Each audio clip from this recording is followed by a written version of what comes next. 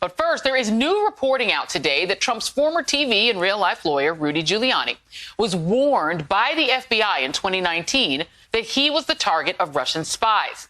Yes, that's the same Rudy Giuliani who spent years digging up dirt in Ukraine to smear Joe Biden and his son Hunter with dubious claims of impropriety. The story first broke in the Washington Post, which reports that the FBI told Giuliani that he was the target of a Russian influence operation aimed at circulating falsehoods intended to damage President Biden politically ahead of last year's election. The concern among U.S. intelligence was that Giuliani was being manipulated by the Russian government. However, the Post notes that Giuliani appears to have brazenly disregarded such fears. Even after he knew he was the target of Russian spies, he still traveled abroad to meet with a KGB-trained Ukrainian lawmaker, an individual named Andrei Derkach. And guess what? Lo and behold, it later turned out that Derkach actually was, quote, an active Russian agent.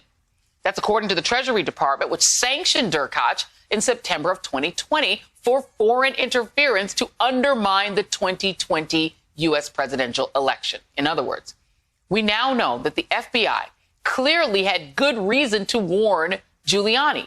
But rather than heed their advice at the time, he cozied up even more with the Russian agent, even inviting him on his podcast to make additional allegations against Joe Biden. Giuliani, who, let's remind you, is a former federal prosecutor, was carrying on, playing footsie with a Russian spy, despite being warned by the FBI. The news comes after federal agents on Wednesday raided Giuliani's home and office, seizing his electronic devices. It's part of a long-running criminal investigation into whether he acted as an unregistered foreign agent. And while Giuliani is known that he's been under federal investigation since 2019, he still managed to sound astonished. There was a big bang, bang, bang on the door, and outside were seven FBI agents with a warrant for electronics. That warrant is completely illegal.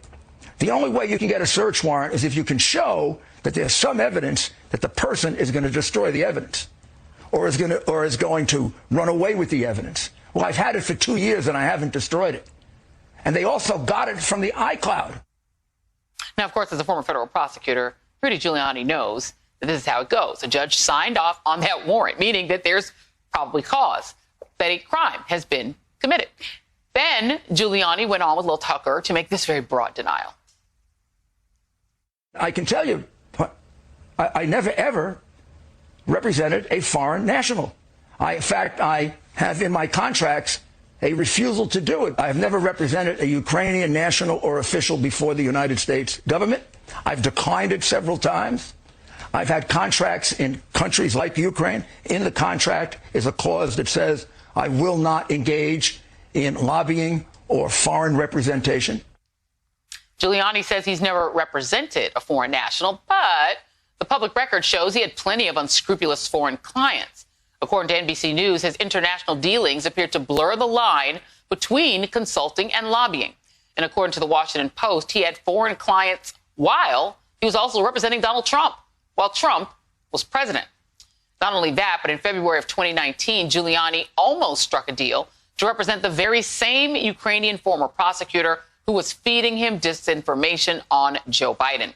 That's the same former prosecutor who, in Ukraine, who wanted Trump to fire U.S. Ambassador Marie Yovanovitch. And guess what?